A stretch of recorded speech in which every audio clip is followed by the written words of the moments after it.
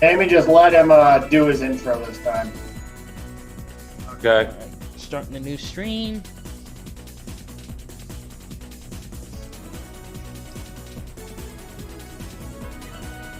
Hello everyone, Rick Uzumaki here, live for the Land of Aloha with another Kingdom Hearts stream, joined by Nick and Jamie. Say hi, guys. Why do you keep letting us come back? Because you guys make streaming Get fun. it.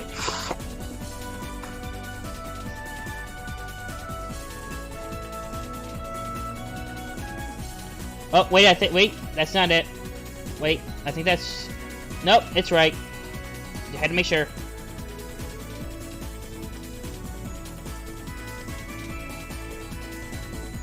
Fair enough. Fair enough.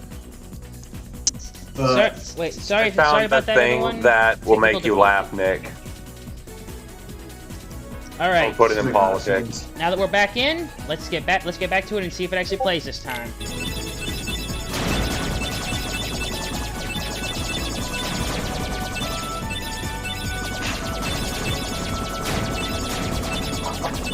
Okay, yeah, we're good. See, you find that funny. It's funny because our current president, Azar, doesn't like Elon Musk.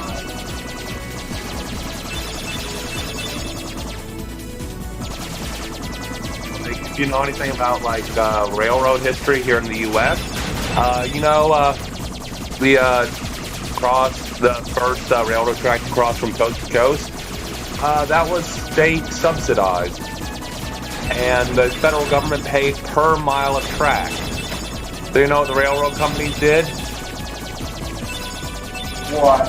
They started laying track in a sort of zigzag motion so they get more track mileage down and get more of that federal money. Oh no, wait, it's Halloween Town, not Neverland. My mistake. Which means we're gonna be teaming up with Jack Skellington. It's supposed to be like 4,000 miles of track turned into like 8,000 miles because the railroad companies were like, yeah, federal money. We're gonna milk this for all it's worth. All right, guys, you ready to head into Halloween Town? Sure. All right, here we go. Disembark.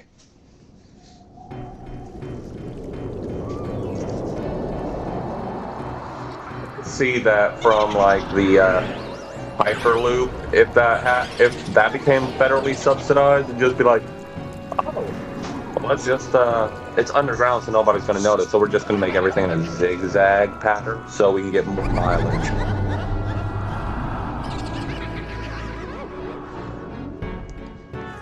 Yeah? Sounds like a government project, alright.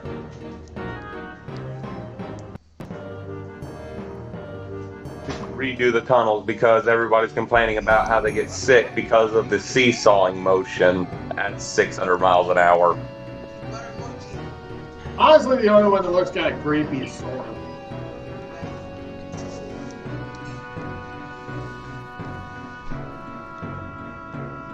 All right, gentlemen, this is how Sora, Donald, and Goofy look like in Halloween Town. Fair enough. Okay, my food's almost done. Yay! Hurry up, Brad. Hurry up. Daddy's hungry.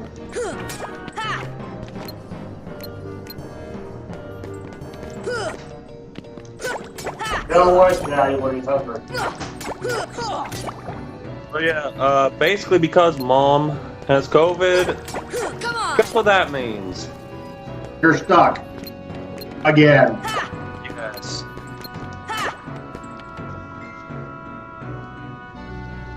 Yeah, this just isn't your month at this point. It does mean Mom's gonna be off my ass about getting a job. Yes. Well, if she still is on you, then that's just being crazy because you can't let Maybe it go Guillotine out. Square.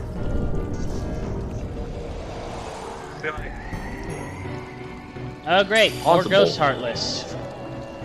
Responsible adult, which involves me playing on my VR headset for most of the day. What the heck? Well, as much as the battery life allows. 2-hour battery life, and That's it takes weird. an hour to charge.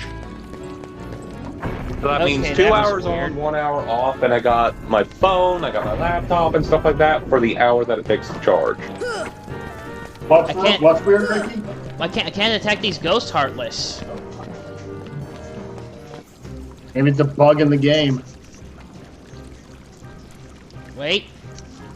And now, It is something you're supposed to do. introduce the master of terror, the king of nightmares. Did you know that in VR chat, there's a world you can actually Oh. visit Tuscany in VR chat? We weren't supposed to attack them. I forgot about that. Tuscany in Italy in VR chat. Bravo, Jack, bravo! Those ghosts will be a big hit at this year's I Halloween. did that last night. Beautiful countryside. Thank you. Thank you. Ricky, I find it But funny that movement the still the needs work. ghost It's not heartless scary enough. aren't attacking them. Maybe because they don't have souls. Bone-chilling terror. I'm going to consult the doctor. Oh, these the heartless become hostile Then at some I'll go point. attend to the decorations. But I think going in to this scene, insult- I think in this part, the ghost heartless aren't meant to be attacked. If I remember Hence right. why they made him invincible. Yep. But those heartless are gonna turn hostile sooner or later. Let's see, you can head to the graveyard, or... If I remember right, I gotta I find it follow funny Jack. that they're not hostile yet. This isn't like Heartless, is it? This is very unusual for Heartless. In Like, general. shouldn't they be like attacking like the mayor and shit? Like, Oh yeah, I think it's because Dr. Finkel's because the Don't good doctor in understand. this Maybe the guidance system was the damaged good in doctor the created explosion. these Heartless. Nonsense. My devices are always therefore they're perfect. not going to attack because Oh, He made- I've got it. They're not true Heartless Why, yet. of course. The heartless need a but heart. Doctor, Cookie is going do you to. think we can add a heart that. to that device? Certainly. A heart's not all bad. Nick, look in general. Let's I will. Give me a second. I'm pouring me some milk. To make a heart, first take a container with a lock. Pour me some good old-fashioned cow juice. We need the key to this thing first. Oh. It's a boy Oh, that cat. was really literal with a heart, What? didn't they? Hey Nick, I don't remember where I heard this from, but like there was a joke. It's like, what are you doing out there? I'm milking the cow. My, That's not Oh, a cow. amazing. That's a bull. And you are... Oh, something's in this bucket. Well done, Sora. I'd like you to be a part of this year's Halloween. What's this heart? Ricky, list doing here? isn't basically a heart in Kingdom Hearts Heartless came to basically town just recently. a representation of Frustrating soul? is I can't get them to dance with me. Actually, it's So, not. It's a the physical doctor and I representation are of the trying to light improve inside the you. guidance system. He's quite a genius. The Heartless Okay, represent the Doctor, darkness let's when the continue. when the light is gone. Ingredients for a heart: pulse, emotion, Terror. Enough. fear. Someone drew a really good-looking Salem despair. mosaic. Mix them all together, Put it and we up. have a heart.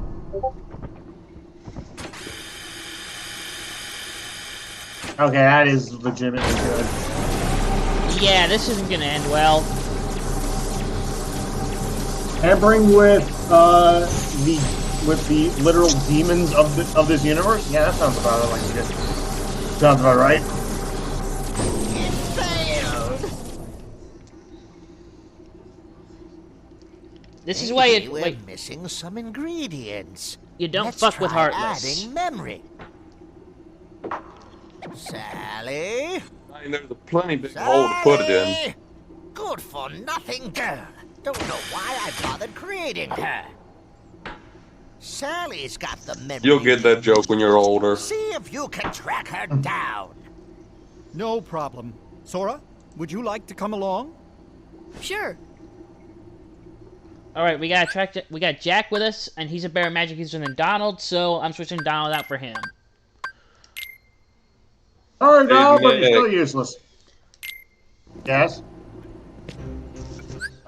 Who was like has a full beard like me, who did a Neo cosplay, and like I'm not even gonna shame him because like more power to him. Yeah. I'm gonna share some pics.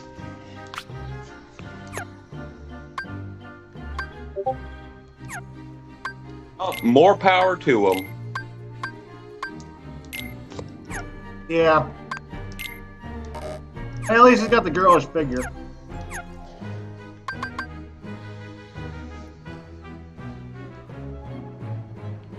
Yeah, ultimately, like, do whatever makes you happy.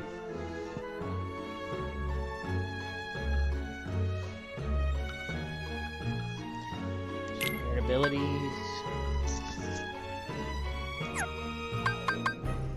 Remembered a video that is so fucking hilarious.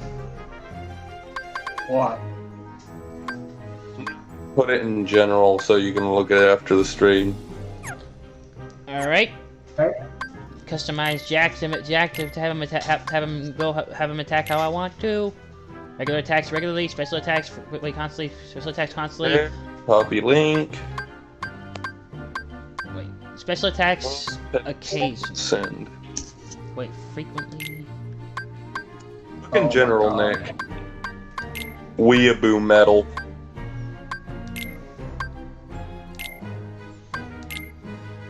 Oh dear.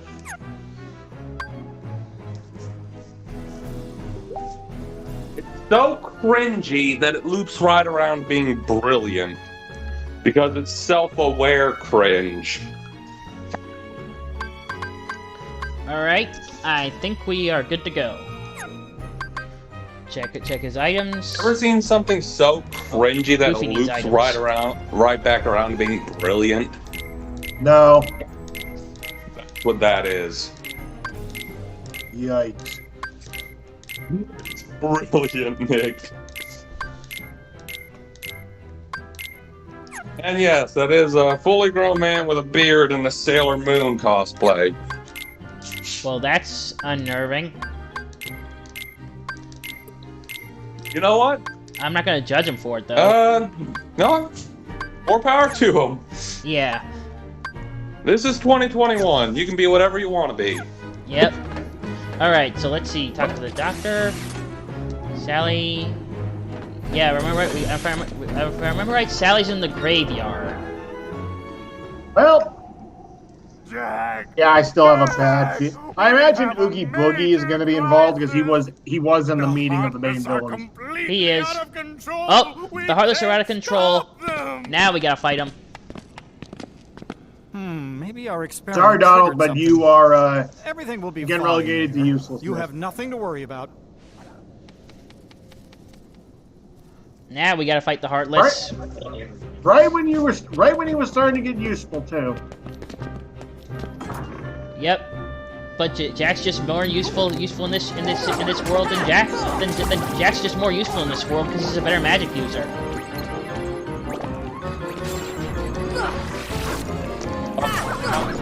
I ran into somebody in VR Cat who was using a Jack Skellington skin. He was like 9 feet tall. Wow.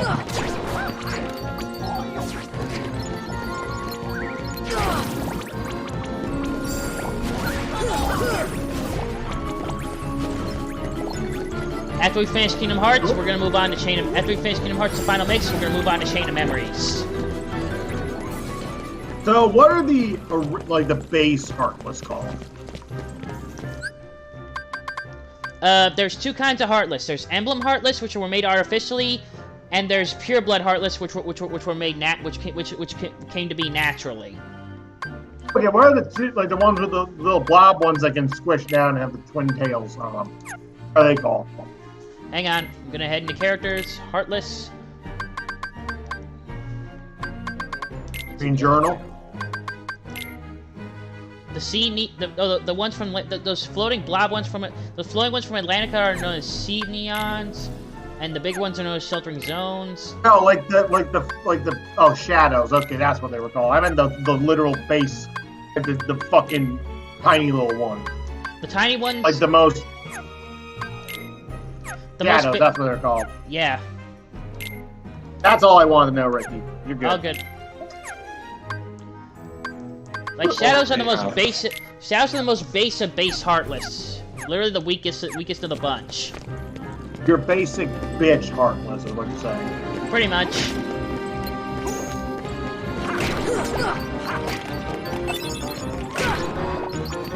If I remember correctly, there was a trailer for 3 that they were literally just riding a wave of them.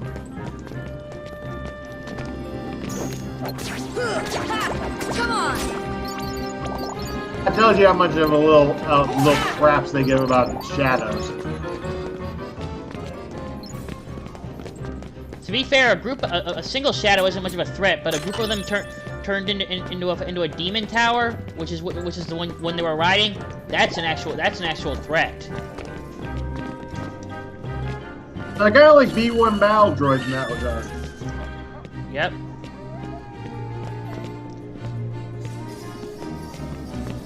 By themselves, they're not all that threatening, but when you get a bunch of them together, they're an actual threat.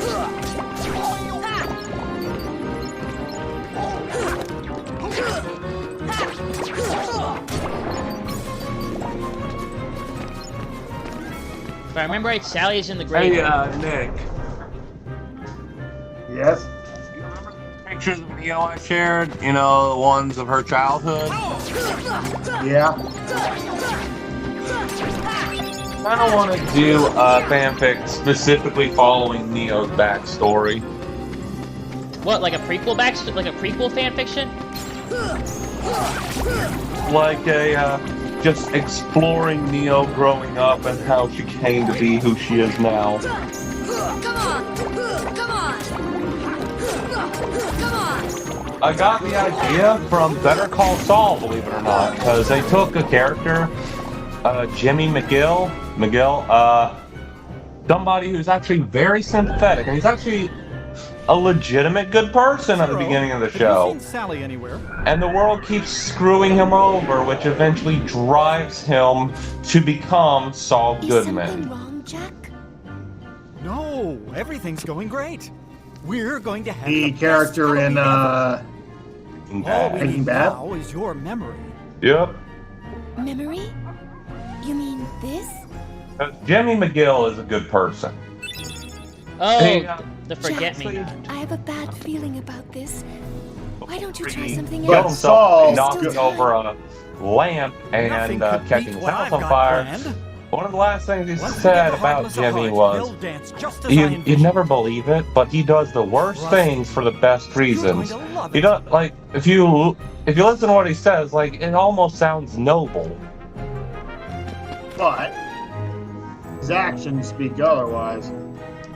The thing is, like, in the Sandpiper case, basically Sandpiper assisted living facility, they help with elder people who aren't able to live on their own. Apparently they were scamming their residents. They were basically taking their entire check, like their check that they get from retirement and shit, and they were basically like overcharging them everything, like charge them $9 for a single tissue, that kind of bullshit. Gosh, you really are stupid.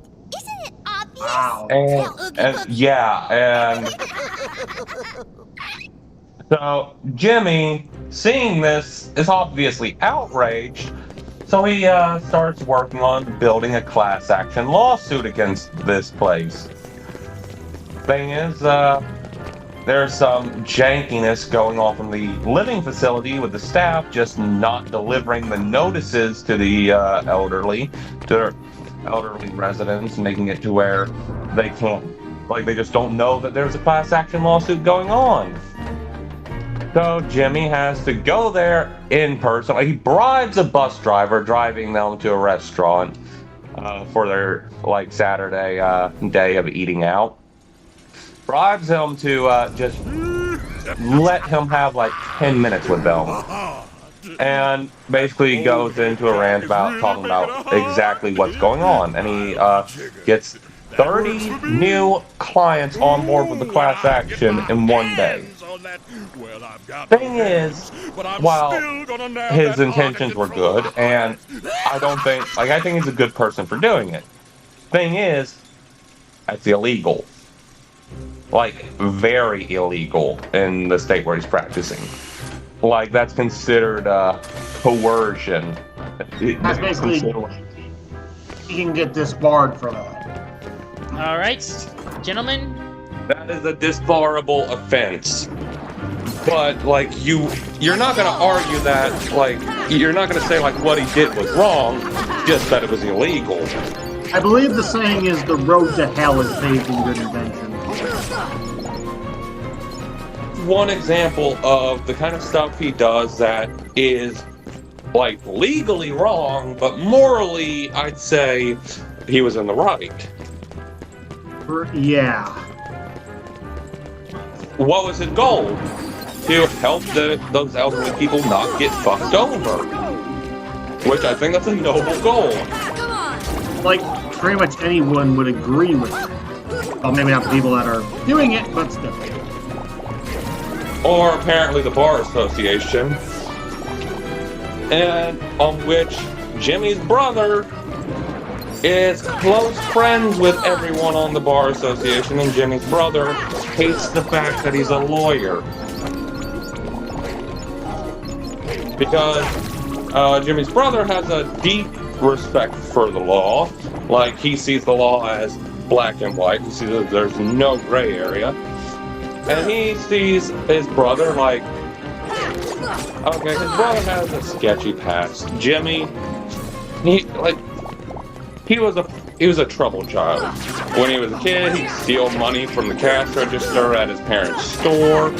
As an adult, he got caught up. He got the nickname Slip and Fall Jimmy because he scammed so many businesses out. Basically, scam businesses by going into them, slipping, and then suing for damages. But he served his time, and you know what? He got out, and he made a legitimate attempt to turn his life around. He went to law school, he passed the bar exam, and what? Older brother, who's also a lawyer, basically, at one point, confronts Jimmy saying, "You're slipping, Jimmy. Now, you're still my brother, I still love you, but, like, flipping Jimmy with a law degree is like a chimp with a machine gun."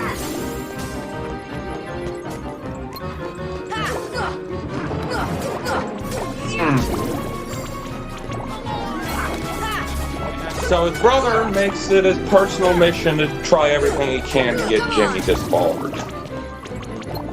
Why? Because he sees him having a law degree to be as dangerous an idea as a chimp with a machine gun. Basically, just gonna kill everybody in the fucking room, in his eyes.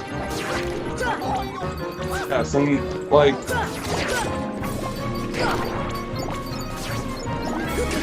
he said, Jimmy does the worst things for the best reasons.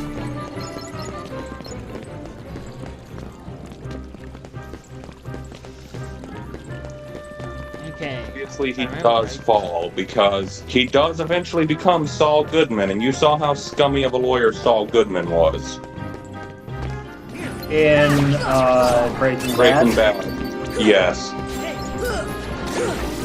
You saw how scummy of a lawyer he was in Breaking Bad. So you know it's coming. You know that there's going to be something that's going to break him over the edge. But the thing is, it's not a single thing. It's just a slow downhill turn. And it's like, at any point you feel like just, okay, if you just make this one decision differently, you can turn this around. It's going to be difficult, but you could.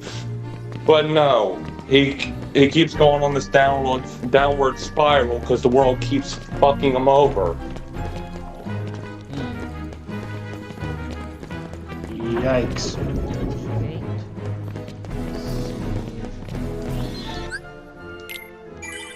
Yeah, that's basically the kind of idea I have for Neo's backstory.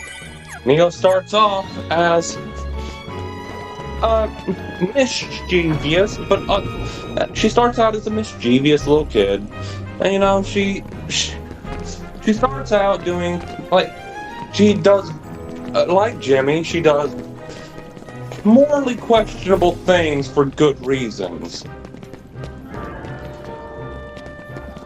It's just everything goes downhill for her. Alright, let's try hit.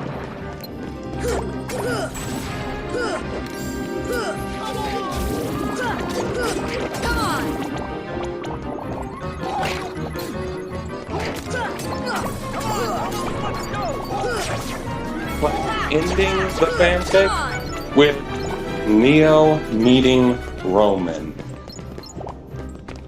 Sounds That good. will be the thing that basically solidifies her fate. What's her fate? To become the Neo we know from the show. Because once she's made that mistake, there's no going back.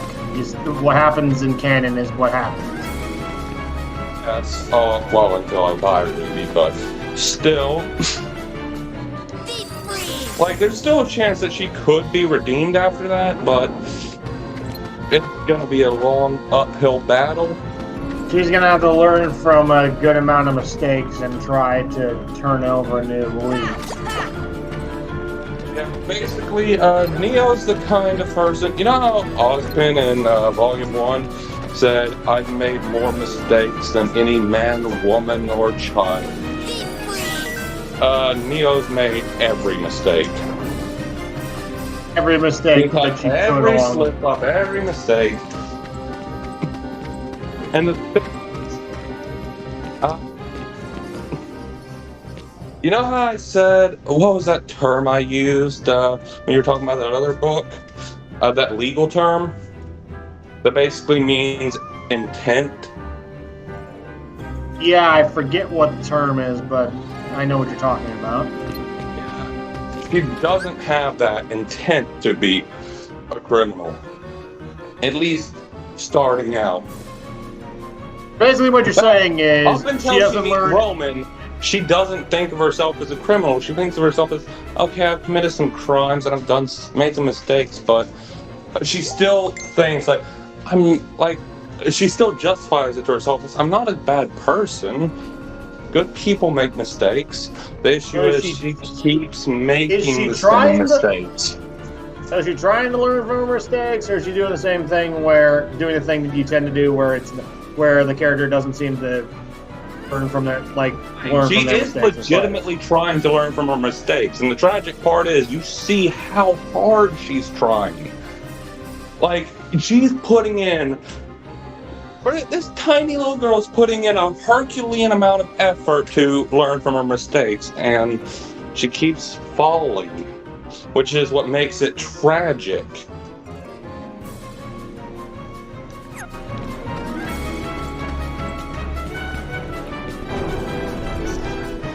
Eventually you get... Now, obviously you put in that much effort to try and change and nothing happens. Eventually... You're gonna start thinking like, what's the point? And you start to believe what people say about you, which is, oh, you'll never change. Let's see. Once you've given up on yourself, It makes sense. that's when, it's not too late, and as long as you haven't given up on yourself. But everyone has their breaking point. All right. No one is invincible. Where the? I want it to be where Neo's turn to follow Roman is tragic. It's like, it's the point where the readers are like crying, like basically like, Neo, you have so much potential. You have good in you. Why are you... You don't have to do this.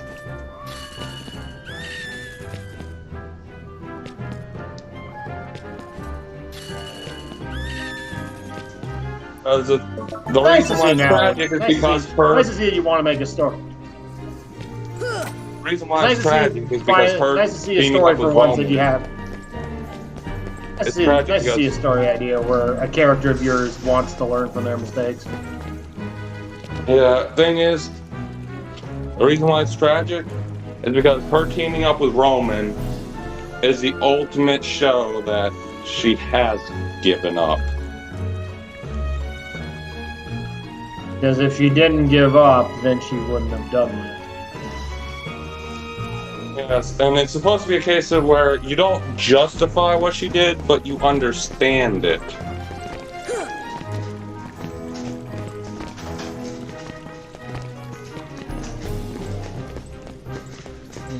Trying to figure out where I'm supposed to go.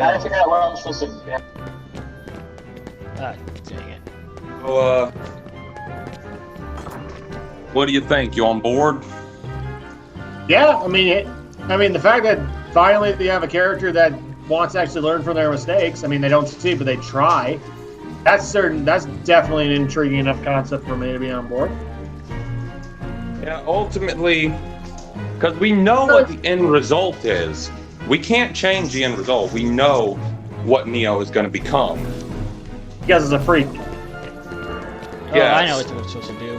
And we're just, and the thing is, that makes it harder to watch because it's like, we start off with Neo being the biggest cinnamon roll of all, like with her as a toddler, she's with her parents, all that, and we see that.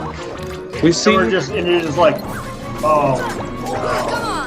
what, like, you see her, we show her actions, kind of like in Gabriel Dropout, how they showed Gabu before he came to Earth.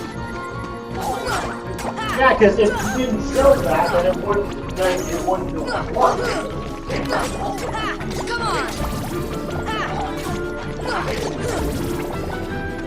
And the fact that they showed it is why it's, well, in this, we're going to take it a bit more seriously. So we're showing that to show just how far she's fallen. Oh, here we go. And the readers are going to be looking out for like one distinct moment that caused her to fall, but they're not going to get it. What they're going to get is a long series of things slowly eroding away her will to be better. And the reason why I said that is my reason, because Jamie, this is me just making an observation. You have a lot of characters or ideas with characters that don't in any way try to learn from their mistakes.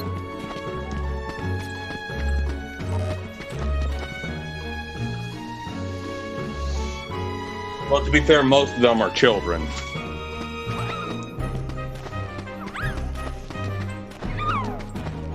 So, to be fair, you still there?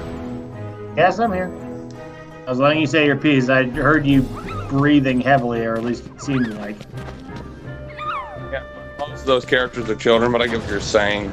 And to be fair, Lily wants to be better, but like she has Makes all the wrong. Dang it. She has a little something standing in her way, and that thing rhymes with Beth. Yes.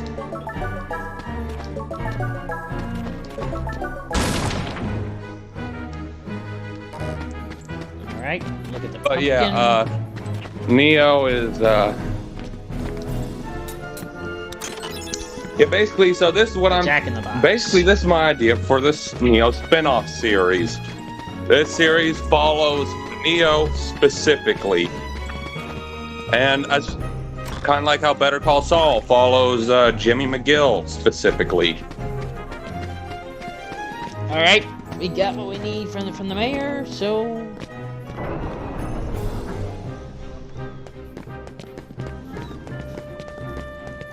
Makes As far as sense. like what I should we guess do it would for be- the pilot?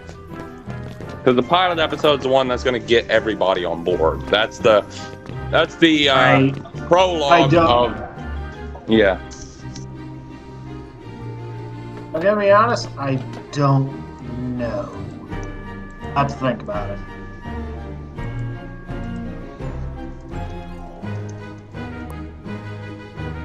My thought is, okay, first episode, Neo has a very loving mother. But we don't see the father, and it's heavily implied that he died before Neo was old enough to even remember him.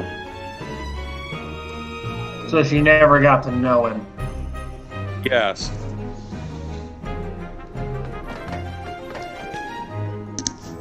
Yeah, her father was actually, I'm gonna say in this one, her father was a huntsman. This time it's sure to work. Neo never knew her father. Her mother was the most loving person in the world, though, and just tried her best to raise the lovable but rambunctious little Neo.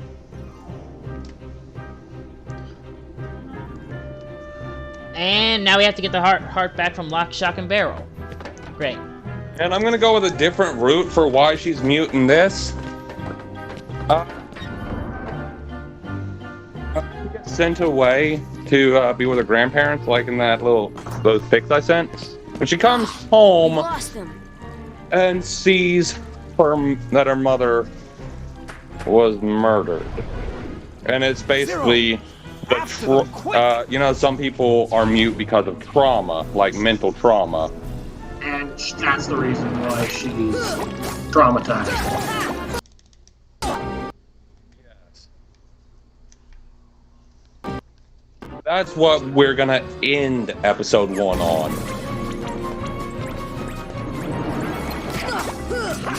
Ooh. Why couldn't you have come up with this idea for WTDD? Just got this idea.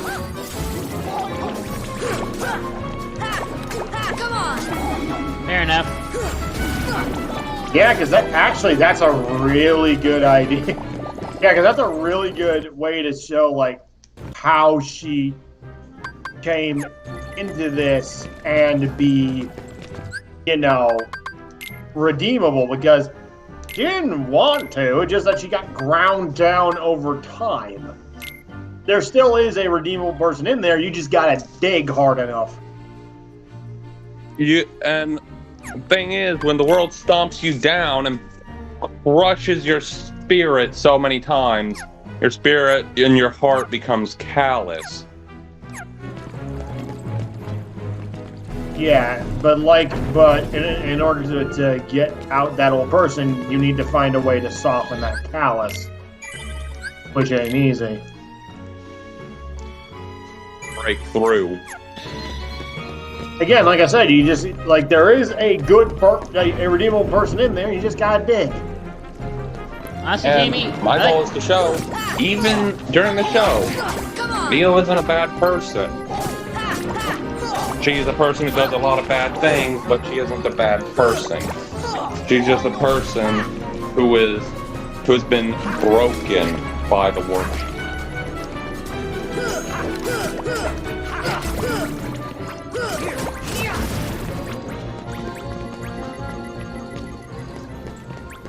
I mean, if that ain't tragic, I don't know what is. I would ask if we could use this for WTDD and say what you originally had in mind, but I know you're gonna say no. I mean, we already have a lot built up around what with the WTDD one. Dude, we're in chapter 4 and we haven't published it, and we haven't published yet. But I'm talking about, like, we planned a lot of content specifically around this.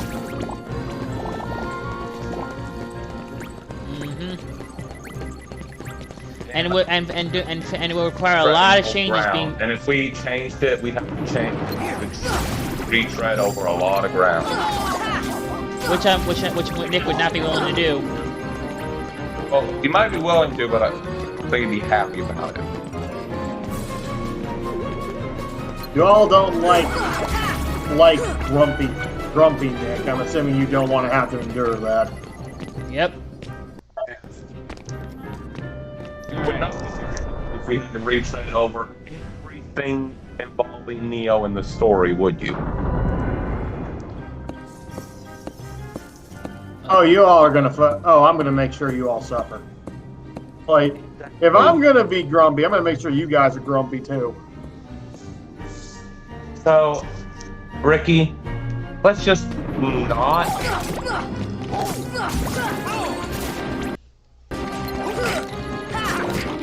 Yeah, There's enough content here for the Neo thing to be its own series. Don't make the Nick grumpy, please, for your own sake.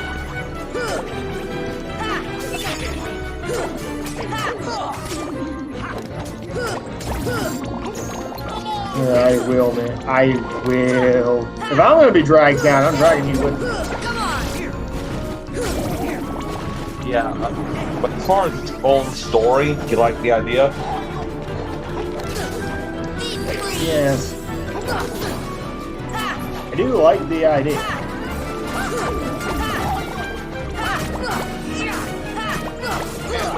We're coming with a next for Neo's mom.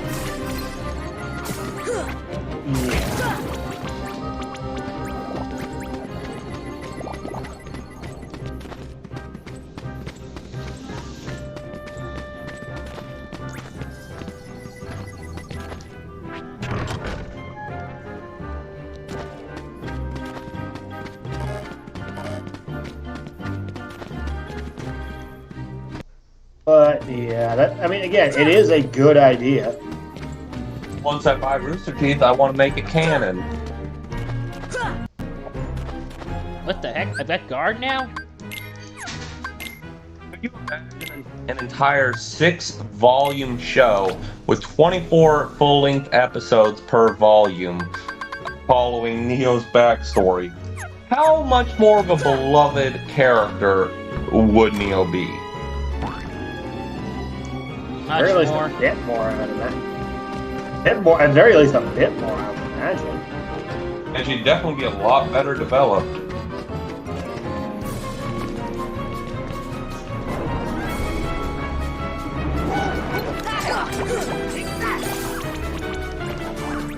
As opposed to the no development she gets in the show, really. Well, to be fair, in the show, she gets no development, but she's still by far one of the most beloved characters in the show. So with more development, that's gotta be a good thing. Yeah.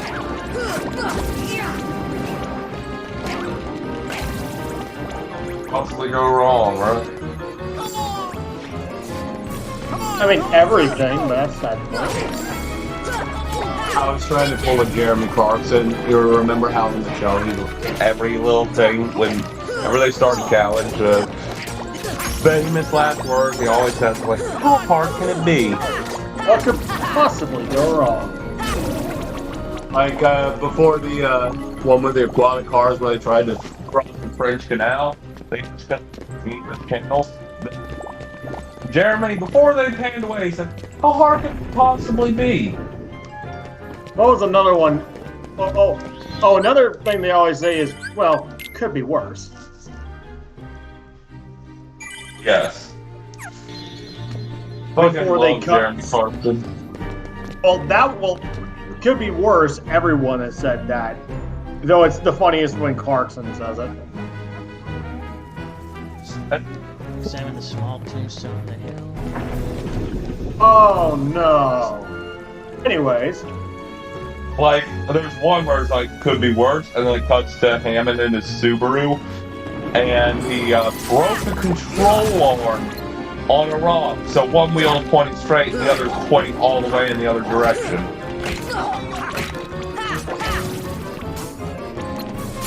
Yeah, stupid gargoyles. Ricky, don't be specious. No, so they're what those flying heartless are called, gargoyles. Like I said, Ricky, don't be specious now. Come on. Have to be family friendly. Oh, and those thin bandaged ones are called white knights. W-I-G-H-T. Damn it, they were so close for me to make a joke. So close. yeah, but Oh, you know, Come on. Pretty cool. Like, there's plenty of MMD type stuff on YouTube of Ruby. What if we basically made, like, you know, Ruby Bridge series get away with it, so what if we made a fan animation, and basically, we don't monetize or anything for legal purposes, but like, we basically do, in the same kind of software they had in Volume 2 of Ruby, make a Neo spinoff that's basically showing her backstory. And like we did by the no, beginning. to be fair, knowing Rooster Teeth, they would take it down. Or tried it. Monty wouldn't, though. Monty wouldn't, but unfortunately he's dead and gone. May he rest in peace. He'd do? He'd be like, yeah. He's like, hey guys, look at this. This is really cool. Monty saw something like that where we put a lot of hard work into it, and he probably comment on the video and probably call us up and say, hey, love what you're doing. Might even offer us a job. He'd like maybe give like like some honest feedback, like what you liked, what you didn't like, but he'd be cool about it. That's the point. Monty. I miss him too. You and me, me too. He was It on that video on YouTube and called us up, like telling us, like gushing about how much he loved it. Because he loved the fact that fans got involved in the community, and he loved any form of fan animation and stuff like that. Which he must be he must be rolling in his grave with what Rooster Teeth is doing with fan stuff these days.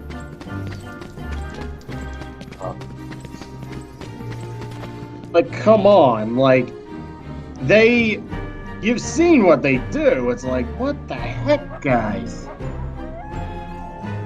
He literally went to conventions like RTX and would take selfies with cosplayers. He was super chill. Like, anytime he saw like a Ruby cosplayer or a Red versus Blue cosplayer, he'd just take selfies with them and he'd just chat them up, all that stuff.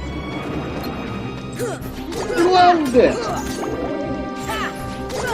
You could tell Monty really loved his fans. Because he knew he knew they're the ones that watch it. They're the ones that give him a job. It wasn't even about the job though. Like, he just honestly loved his fans. I forget where it was, but there was at one point interview where Monty said he basically said, I would still do Ruby even if I didn't see a dime from it. He just wants people to, potentially see what he made and, enjoy it. He does it for the art of it.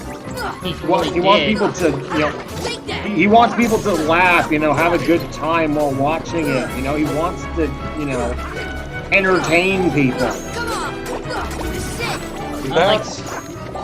And that's why I can forgive a lot of early Ruby's flaws, because I saw it's a passion project. Post Monty, however, that's where in my opinion, the kid gloves can come off. Same. Monty era Ruby, I do kind of cut it a bit of slack. I do too. It was a passion project. He didn't even care about making money on it. It was a passion project. Come on. I'm right there with you on that one. Like, Monty Ruby, yes, does that have flaws? Absolutely. But it has soul to it. That's what current Ruby lacks. It lacks soul. Passion.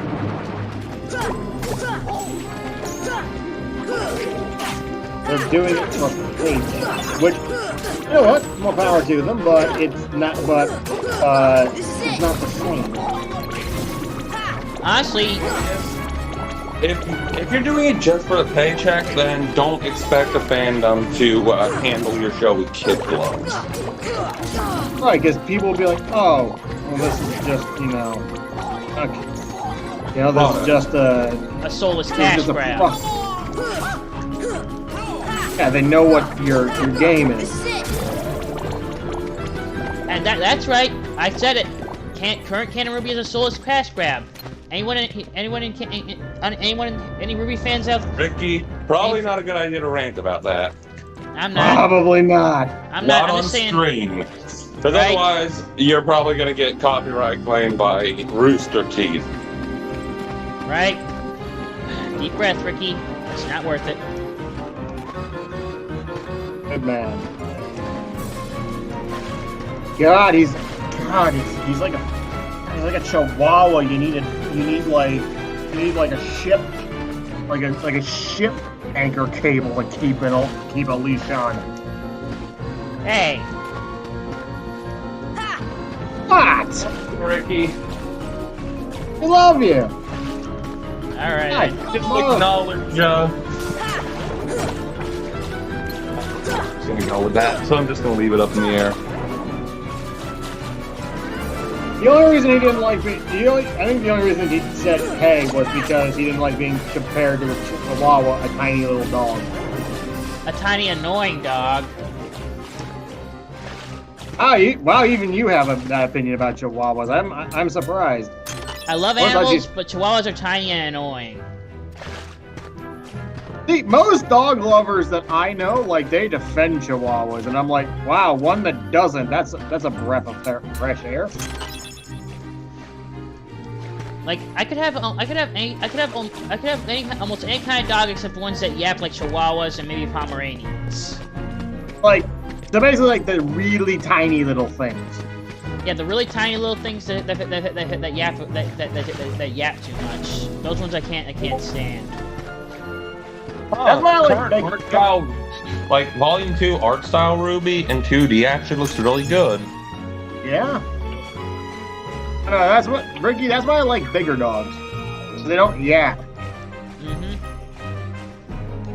Actually, I don't know if I told you this. Ricky, have you ever heard the reason why pugs are the way they are? Why? Okay, so back in ancient China, because pugs are a Chinese breed, they had a system of security for the emperor that involved a bunch of dogs. Oogie Boogie Basically, was you'd behind have pugs would be the most outermost ring of security. Basically, they'd be walking with guards and that. If there was any trouble, well, you know what pugs do? They start yapping. Makes sense. And what it would do is they'd have progressively bigger and bigger dogs. Whoa, shit. The closer and closer you get to the emperor. And finally, you have the big, massive, guard dogs, by the emperor, who when they start hearing, the cacophony of barking probably coming from the city, and they start barking. Because for bigger dogs, it takes more oomph to get them to bark. And that's when people realize, oh, there's something up, quick, protect the emperor. Makes sense. Oh yeah, pugs did have a use back in the day. Also they weren't anywhere near as Annoying. deformed as they are now. Weren't as well back then. Their annoyingness had a use. Makes sense. You can't deny that. All right. Like what? There's a red trinity here that I need Donald for. So I'm gonna have to have. Hey, finally has a use.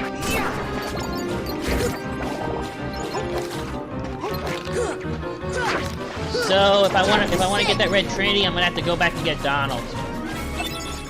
Fair enough. But yeah, basically, yeah, pugs actually had to use instead of being annoying like they are now.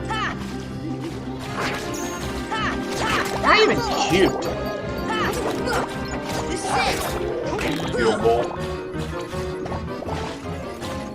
Oh, I mean, But pugs are always suffering because, yeah. I feel bad for pugs because, like, yes, they're all those things, but at the end of the day, they're just suffering because humans find them cute, I guess. I don't. they have breathing problems because of how smushed their pulses are. In order to give birth to have C-sections. That's a problem. that's the C-section and the breathing problem. That's not just a problem with pugs. That's every short muzzle, like really short muzzle dog like that. Like bulldogs have the same issue. Don't boxers have that problem too? I'd be surprised. Arthritis, I think. The cartilage in there just disappears. Yeah, it's just like, ugh. And they're also 18 times more prone to cancers than any other dog. And also or at least with those kind of dogs, any wolf-like instinct that possibly could be there ain't there. Fan of a pug is 8 years. Oh, Pugs only dear. live 8 years? Yeah, that's like their max. And even then, that's pushing it.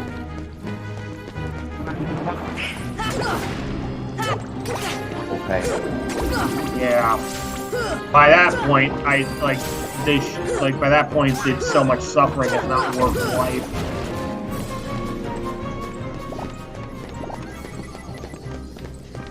So bad for the poor things. Well, in Europe, they basically made it to where, okay, from now on, no more breeding pugs, because it's just inhumane. You know what? I disagree with Europe on a lot of things, but I do agree with them on that one. Same. It's just inhumane, because they're just constantly suffering. Yeah. Like, if you already have a pug, that's fine, but it's just like, okay, like, that's cool, but just no breeding them, because, like, that's just inhumane. The pugs are grandfathered in, is what you're saying. The ones that are already there are grandfathered in. Sense? Because, yeah. People get really attached to because you really want a fucking bloody revolution, try taking people's pets away in the middle of the night. Oh, that's gonna be, that's gonna be very, very, very, very bad. Stupid mushroom harvest. Officer shoots someone, a person in their own home, the vast majority of Americans don't care. Police officer shoots a dog for barking at him, everybody's up in arms. Or trying to, protect their master or something. A dog would do. A police officer shoots a dog for that, and everybody is forming a fucking lynch mob. They're coming for that. That person might as well just put in the resignation. Like when they get back, like, okay, I need to put Get protection, because, yeah. Heal. People get really attached to their pets. Thing is, there's a lot of reasons to not care about humanity, but dogs are pure. Heal. Dogs don't have the same issues that humans do. That's why people tend to get a lot more protective. Heal. And cats, well, people also get attached to cats, but I don't know how much the cat gets attached to you. Basically, a cat, they did studies on this. Cat is like, if you die in your home and you have a cat, the cat is, well, if you have a cat and a dog, the cat will eat your body to sustain itself after only 2 days. The dog will wait a week. Wow. Yeah, well, cats don't. I think the reason why cats don't have as much attachment is cats pretty much domesticated themselves.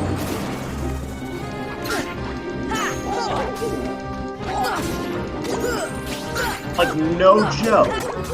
The leading theory on how cats became domesticated is that, well, when people started, doing agriculture, they, struck to store grain. Well, that grain attracts rodents. And when there's a bunch of rodents, well, then the cats would go and wildcats would be like, Oh, where's all the rodents? Oh, they're in there. All right, and they just kind of start congregating around human buildings because, well, there's more food there and shelter. And for some reason, these giant two-legged weird things also feed me and pick me up and things like that, and provide me shelter.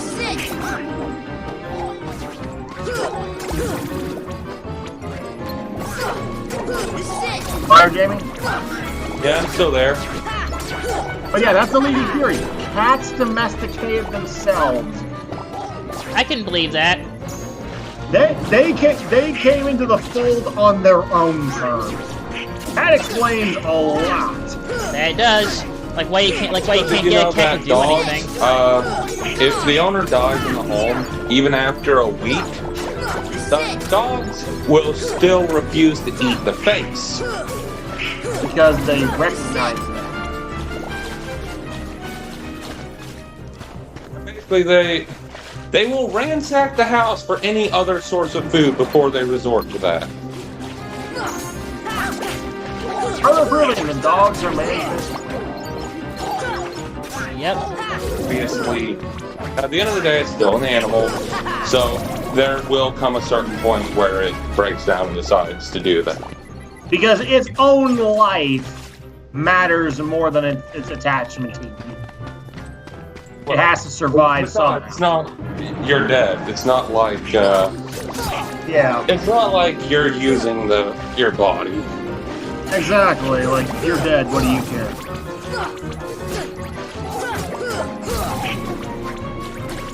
Someone back in New Orleans who had some dogs had some big pit bulls and basically said, yeah, if I die before my dogs, just let them eat me. What the hell? She cared about the dogs more than she did herself.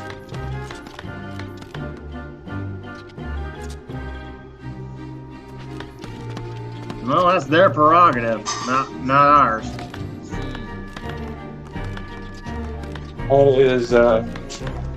That's her choice. Yeah, I mean, I might find that odd, but at the end of the day, that's her choice. So,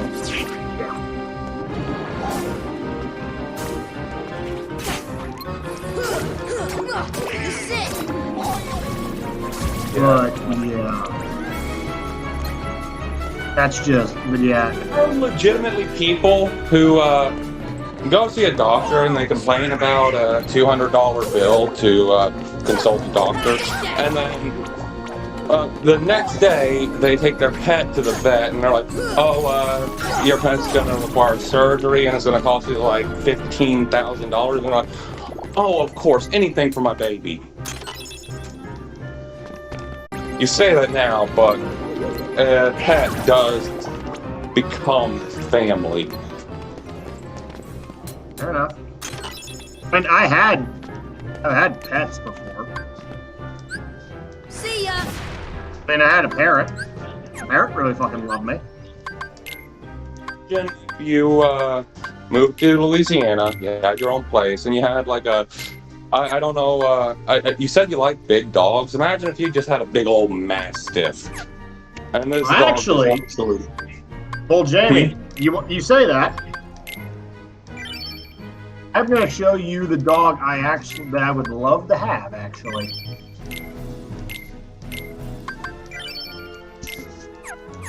Give me a second. I personally love an Akita or a Shiba Inu. Imagine you had that thing. Like you were in Louisiana, you had that thing, and you come home after a long day of working at my company, and as soon as you open the door, that thing fucking tackles you to the ground and starts licking your face because it missed you so much. Yeah, I do like. But no, Jamie, this is what I want, the form I wanted to start out in. I want the puppy because I'm going to show you a picture of the puppy. There's the puppy. That's adorable. Now, if that dog needed an operation, like I imagine, especially since after like a couple years, you'd be very attached to that dog. Yeah. Because again, it'd be me and the dog. You might not like it, but you'd shell out the money for the operation. No, I love Diesel. Like, I love the puppy because, like, you can't tell where the fur ends and the flubby skin begins. Look at it. It's so goddamn adorable. In Louisiana, though. Either that or be shedding like crazy.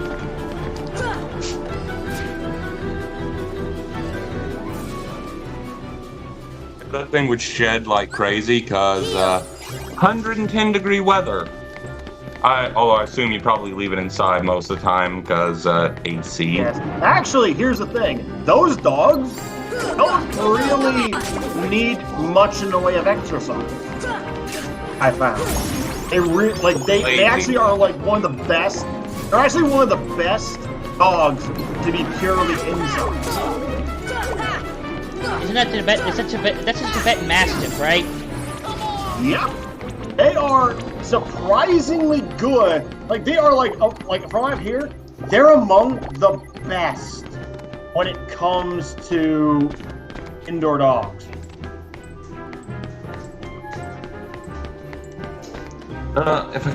If Chrome will respond, I'm gonna show you what I want.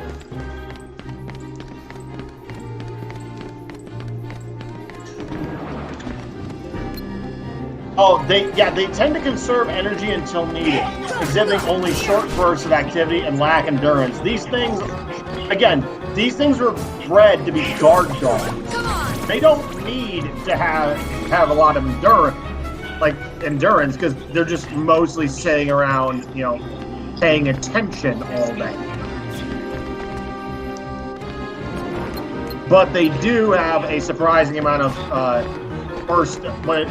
power when it comes to bursts of energy, because that's all they need to do to scare off an animal or something. Border Collie. Oh yeah, I've seen those. Those are nice dogs. Nice. Let's see. Shedding, seasonal. Yeah, that sounds about right for that. And brushing, 2 to 3 times a week. I take it you'd put up with that though. Yeah, Tibetan Mastiffs blow their undercoat once a year in a massive shedding in late spring or summer. During this time, it's best to use an undercoat rake or de-shedding tool. According to the breed standard, DMs are shown to be shown naturally. No clipping or trimming is acceptable except to shape the feet and to give them a clean appearance to the hocks.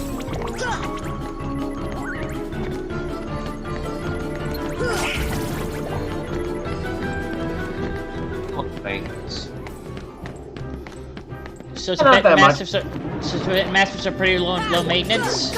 You strike me as the kind of person who you hear, I have to. You strike me as the kind of person, Nick, who sees something like, I gotta brush my dog 3 times a week, and you just put it on your calendar on your phone. Yeah. Let's see here. Yeah. Nutrition. Tibetan Mastiffs should do well on high quality dog food, whether commercially manufactured or home prepared, with your veterinarian supervision and approval. Any diet should be appropriate to the dog's age, naturally. And Mastiffs eat much less than expected for their size, as adults may only require 2 to 4 cups of a quality food per day. They only eat when they are hungry, and it's not uncommon for a Tibetan Mastiff to skip a meal altogether. When females are in season, males will often refuse to eat for a week or more, can lose as much as 10 to 15% of their body weight. Learn which human foods are... Oh, here's the other thing. I refuse to give dogs human food. I refuse. On principle. That's my food, damn it. Dog ain't getting it. My stepmom's mom and grandma, they are the exact opposite. When they fix themselves breakfast, like they'll fix themselves eggs and bacon and stuff, they don't make enough just for them. They make enough for them and their dogs. No, They Ricky, just forego dog food altogether. They just make them like eggs and. Ay, vey. No, like, I live, again, 10 weeks with Oscar Blue, you know, the dog my Aunt Carrie and Uncle Roman have. And not once did I give Oscar any human food. He begged and pleaded, but I didn't give it to him in 10 weeks. I gave him treats, dog treats, certainly. How he won't, well, he gets spoiled on those anyways. Like, like, you say that, like, it's like, oh, but it's like, no, he's spoiled. My Aunt Terry admits he's spoiled, but I don't give him human food. I don't give dogs human food because I don't think because that can mess up their that can mess them up something fierce if you're not careful. Makes sense. But Nan and Grammy, they have 3 dogs now, and every single morning they get a massive breakfast of 3 sunny side up eggs, 4 slices of bacon, 2 slices of cooked ham, and How are those dogs not fat? yeah. Oh, they are. Oh, that's Healthy weight for those dogs that they have is about between 13 and 15 pounds. Those dogs are 30 to 40 pounds. Oh my god. That's overweight as fuck. But no. Easy too. But no, to finish up the Red Mastiff, clean, fresh water should be available at all times. Quite frankly, that should be a requirement for every dog. I don't know why you need to specify that. And the Tibetan Mastiffs do not require any kind of special diet. Oh, here's another one. Training. I'm going through the American Kennel Club, which they have different information for different breeds. The Tibetan Mastiffs do not respond well to traditional obedience training. They are highly intelligent, learn quickly, and do not feel the need to repeat what they already know. Sounds like me, all right. We'll get along just fine. Hey Nick, what dog do you think would fit me? I'll have to do more research because different dog breeds have different temperament, and I believe the difference and that a dog's temperament should match your own. Honestly, I already know. I have an idea. My roommate had this dog, and it was the most lovable thing ever. His dog's name was RJ, and he was a golden retriever. Yeah, that sounds like Ricky. How would that be a golden RJ retriever? was a lovely dog. Like, doesn't matter who it was, he would be excited. Like, oh, like. If I knew someone was coming over, well, I'd have to let my roommate know because he'd be like, I need to restrain RJ so he doesn't tackle them to the ground and lick their face off. So, you're like the most lovable Ricky, you're like the most lovable person I know. I will take that as a compliment. RJ didn't have a dog bed.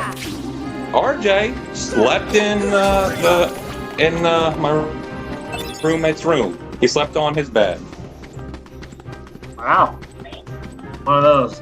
Let's see here. Oh, to continue on with the Tibetan Mastiff. They will do what their owners ask them to if they respect and trust their judgment. But if there's ever a question, the TM will follow his instincts over training. In general, the breed is not food-driven. Well, that's a difference between a dog and me. I'll tell you that for a fact. And do not reliably respond to treats as a training tool. They're also notorious for performing impeccably in class and then completely ignoring all commands when they are once again at home. They do not have a reliable recall and should not be trusted off-leash. Trainability, independent, temperament, demeanor, alert, responsive. Yeah, that's putting it mildly. And health. The Tibetan Mastiff is a relatively healthy breed, and responsible breeders will screen their stock for health conditions such as elbow and hip dysplasia, hypothyroidism, and eye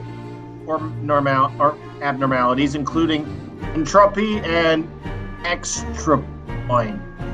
Seizures have been reported, but the issue is not prevalent in the breed. So, they haven't been bred to death, is what they're saying. Good to hear. By the way, you want to know what my roommate Kyle used to give his dog in lieu of traditional dog treats? What? Totino's Pizza Bites. Oh, really? Yes.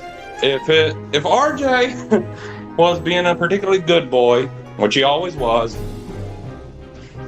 I would make his second or third meal of the day just a doggy bowl of Totino's Pizza Bites.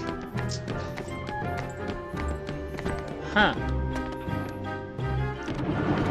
So most days he got pizza bites. Every day, because RJ was always a good boy. So basically, that dog being a good boy was, well, just another day, basically. Yeah, so it's just basically part of daily routine. And I would give him traditional dog food. He would also usually add like egg or something in with the dog food to spice it up. Now, Ricky, what do you think of the Tibetan Mastiff as someone who knows a fair bit about dogs? I can see that being a good dog breed for you, and honestly, I think from what I've heard, they're really good dogs. Oh yeah, I mean, again, they are bordering maybe on the stubborn side, but they do. It's more of the. I think independent is a very good term to describe them. Agreed. Is that they do get into an argument with your dog if you had that. Yeah. Oh, I've seen that because it sounds intelligent. So I see you being like, "Don't pretend like you don't understand me." And basically you be over. It's like, oh, hang on, don't sit in front of the AC again. Come on, you're not. All right. Warp back It's to like 60 degrees in here. You are not overheated. Don't give me that. All right, gotta warp back to Traverse Town and pick up some items. Taking the thought of having that dog is making you look forward to moving to Louisiana, so you can I have love that. Let's see here. Yeah, I love how they put it. They make good throw rugs in winter and air conditioner vent covers in summer. Well, that's what it's gonna be all year round. I have a sneaking suspicion. Yeah, all except for 2 or 3 months out of the year. But yeah, those things are gonna be. Yeah. All right, got all I need. Probably buy some more potions. Ricky, the Tibetan Mastiff stands 26 inches at the shoulder and weigh well over 100 pounds. Nice.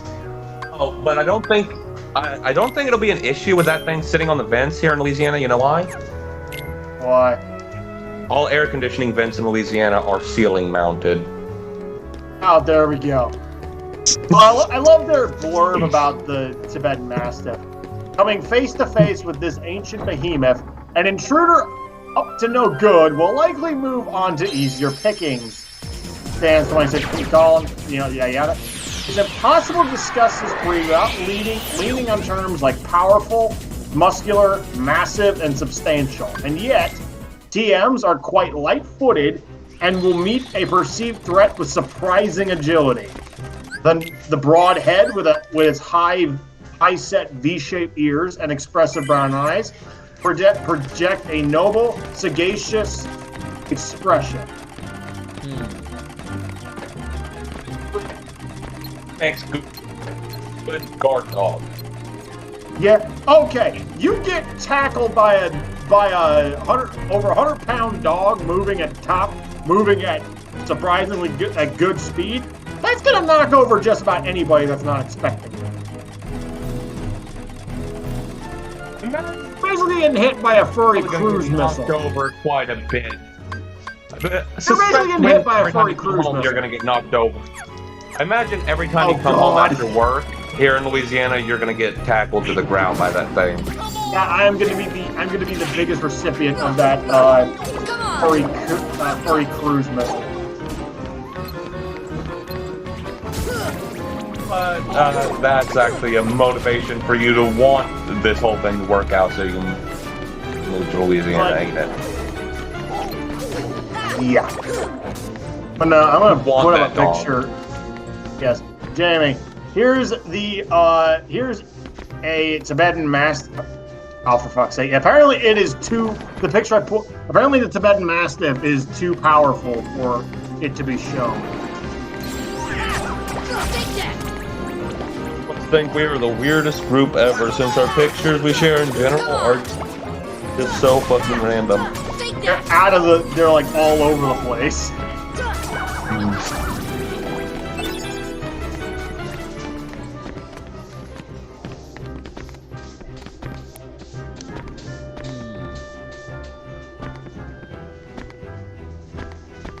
Oh my god. See this. If the picture will fucking load. I hope this one loads too. Jamie, look. Oh, it's big enough. These dude's literally riding as a pony. Hey, just think, Jamie. All your kids are gonna love this dog.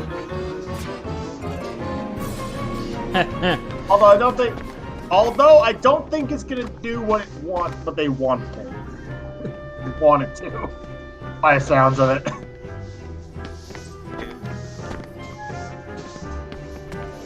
Is quite the like I said, it's kind of it's a very independent sort. Gotta find the green door.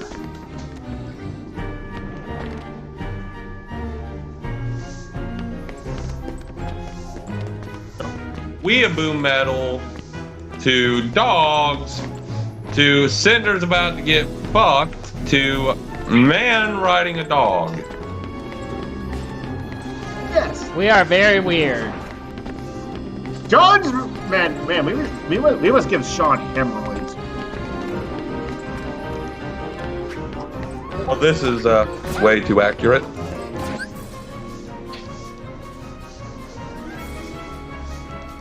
Yep, sounds about right. Climate change isn't real. Okay, climate change is real. We're just not convinced it's caused by humans. Oops. Fuck. Ricky, look what I put in general. I saw. That is adorable. God, this is. Oh my god, here's another cute one.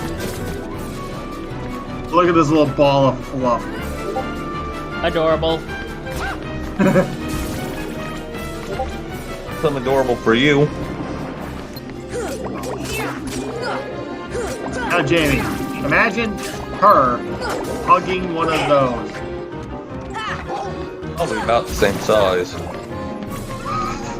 Yeah, basically, it's just like she's hugging this puppy, and he's just like, I like this.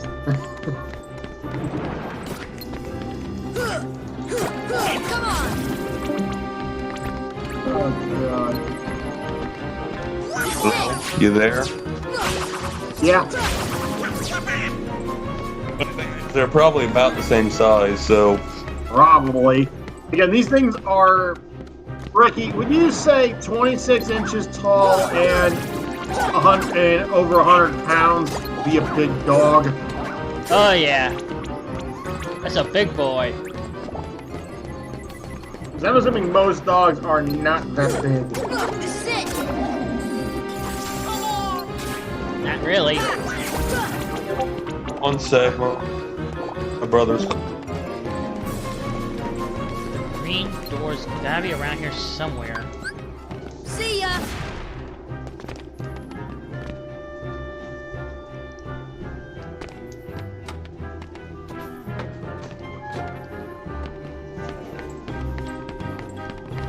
Yeah, Ricky. These things, it makes sense why they act like that. They were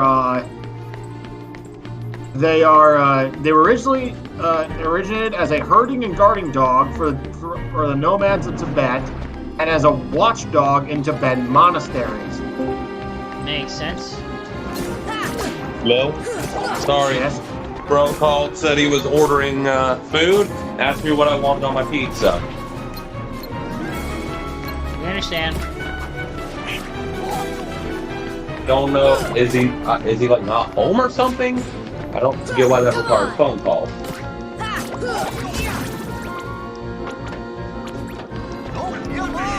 Am I really that oblivious that he's just not home and I didn't realize it?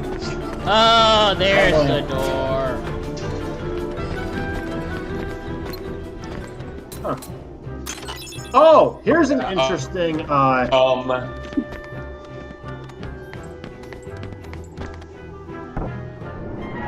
take it you want to look for a house here in Louisiana that has a big yard. Yes. Oh yeah, in 2011, a DNA study concluded that there was a genetic relationship between the Tibetan Mastiff and Great Pyrenees, Bernese Mountain Dog, Rottweilers, and St. Bernards, and that these large dog breeds are probably partially descended from the Tibetan Mastiff. In 2014, the Leonberger was listed to possible relatives. Nick? Yes? Question. Once I start Bone Shaker motorcycles, I could hire you for that, like before I buy Rooster Teeth, hire you as my financial consultant for the company. Good. You want Good. it? Well then, come on You over accept and the get job? Yeah, I mean, I'm not the most knowledgeable on that, but I can give it the old college Did try. Oogie Boogie just eat the heart?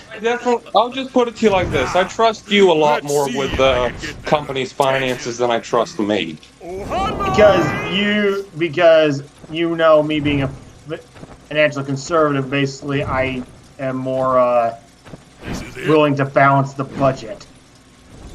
Nobody disrespects me. Basically, you're the kind of person I can trust to where if I say, okay, this is how much payroll is, and even as a CEO, this is the amount of money I make, you're the kind of person, I don't trust myself to have the restraint to only give myself my salary.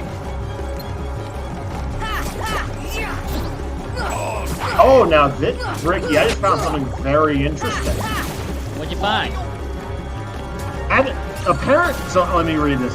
The Tibetan Mastiff was able to adapt to the extreme highland conditions of the Tibetan Plateau very quickly compared to other mammals such as the yak, Tibetan antelope, snow leopard, and the wild boar.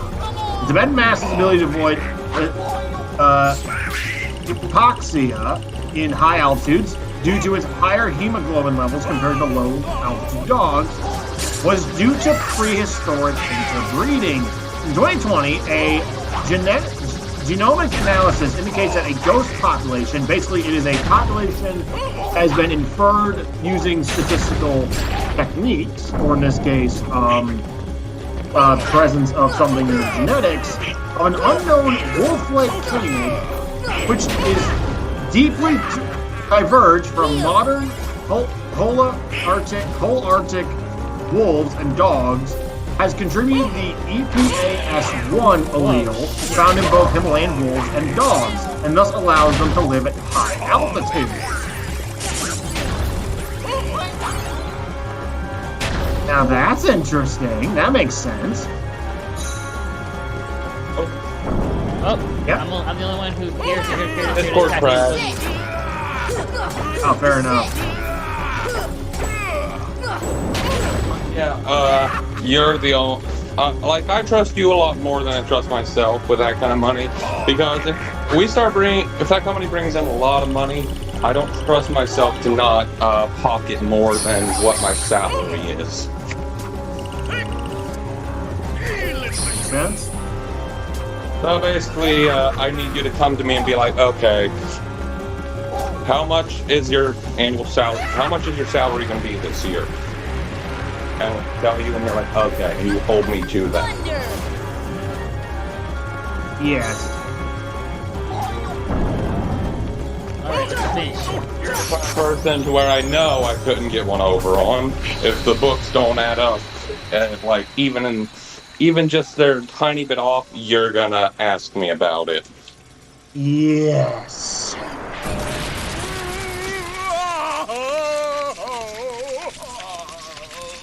And because of that, I will pay you a substantial salary. One that you can afford, obviously. Alright, Oogie Boogie's been beat. Yes. And I'm not gonna be the reason that you fail financially just because you're paying me a large salary. I'm not gonna do that. Well, the salary, I'm thinking we're gonna negotiate it for the first year, and then we're gonna decide how much it's gonna be after that, after we see how well the company's doing. Because first year is probably gonna be the lowest year for salaries for all of us, because I am completely in the dark as to how much fucking money we're gonna make. I don't know how good my marketing department's actually gonna be. Yeah. And look at Oogie Boogie now, Nick. And you have to get it off. And you have to get it off the ground first. I Like think you understand that. You'd still be making a livable wage, far above the average salary in the state of Louisiana. You'd be able to get a house, all that stuff. But after the first fiscal year, you're gonna perform basically an internal audit and just see like how much money we're making, like how our cash flow's looking, where our biggest expenses are, and basically how much money we have left over. And from that we can determine how much next year's salary is going to be. Makes sense, because again, we still need to make a profit after all.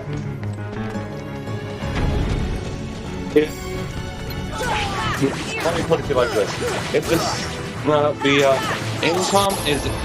if the cash flow is anything even close to what I predicted, that's like $20-something million. That's basically best case scenario if we're selling bikes as quickly as we're making them. Like each one, as soon as they roll off the assembly line, they're getting sold. Did I miss one? And if we're in that situation, I'm gonna set the salary the next fiscal year at $3 million salary for me. And Come on! you want your salary to be? Considering that I plan on if we make $25 million in profit for the first fiscal year, I plan on using $15 million of that to reinvest directly back into the company. It'll probably take a few $100,000. That's probably all I'll need. It's until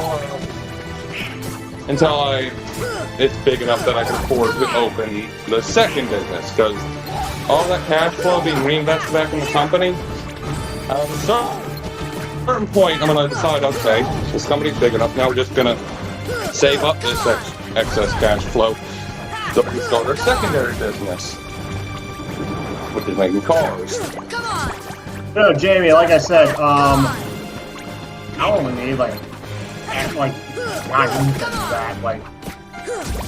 Give me $100,000, that would probably be able to do just fine. I'm probably gonna, for the first fiscal year, we'll both, I'm gonna take a significant reduced salary for the first fiscal year, Jamie, you literally don't have to, Jamie, literally, the entire time while we're just doing voluntary, you literally don't have to give me a very large paycheck at all. You know that you're going to be a majority shareholder in Dominant Consolidated Interest, which is going to be the big money maker. why waste money on me now?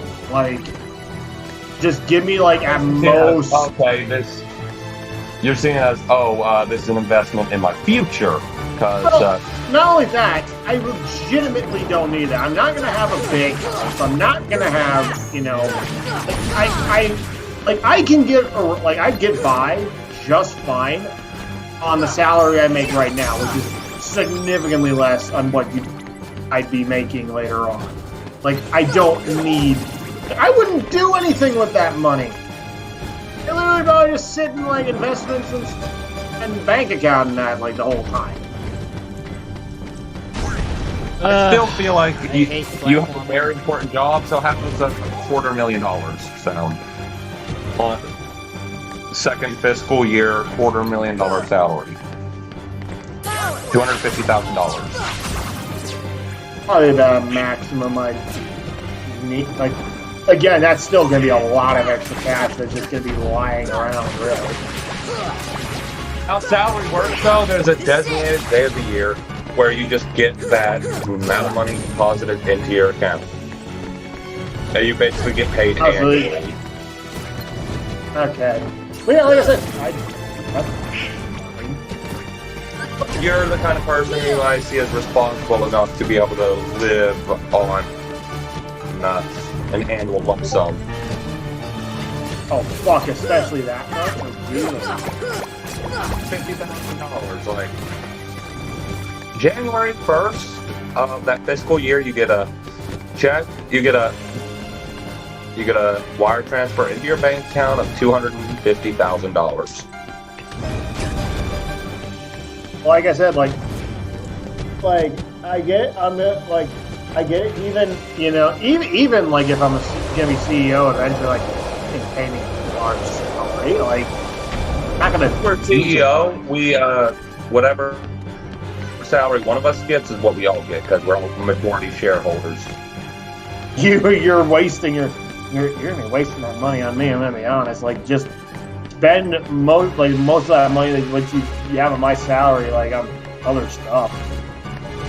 Personally, I do remember you said you wanted to do Duesenberg. Well, I mean, there's gonna be a couple things, but beyond that, like, not really. Like, come on. Where's that last orb of darkness? If you don't know what to do with the excess money, you could, like, do some charities or whatever. Like, that is something rich people do. Rich people do it for publicity's sake. Yes, but you strike me as the kind of person who, if you had that much money, you'd do it just because, like, I literally don't know what else to do with this money. I'd only do it to charity if I thought the charity, one, it would actually be going towards that, because a lot of charities just pocket the money. I do extensive research into the charity to see if it's actually doing what it says it's doing first. But if I view something that I care about or a mission. Like, one thing I could see as a worthy charity would be like Make-A-Wish Foundation or St. Jude's Children's Hospital. Oh, one that I'd actually do, and one that I have given money towards, is Ronald McDonald House. Oh, here's the last one. See? Me giving you that money could do some good. You do have something to use it for. If it's just more money than you know what to do with it. And the reason why I gift, and Jamie, the reason why I give to that is, I don't know if you know what Ronald McDonald House is. I remember hearing something about it, but I don't quite remember. It is basically a non-profit organization whose stated mission is to create, find, support growth programs that directly improve the health and well-being of children. And, like, they'll give, money to families and that so that they can, help with help improve, various programs that help improve health and well-being. But here's the thing. If that organization or the people that they're getting the cash to, like, are misusing that money for like what it's not its stated purpose, they basically blacklist those fuckers. Sally, You don't mess with Ron why didn't I McDonald House. listen to you? They will blacklist you if you're We'll misusing the come up money with they another give plan you. for Halloween. Next time, we'll do it together. But like, see, there are things that you would be able to use that money for.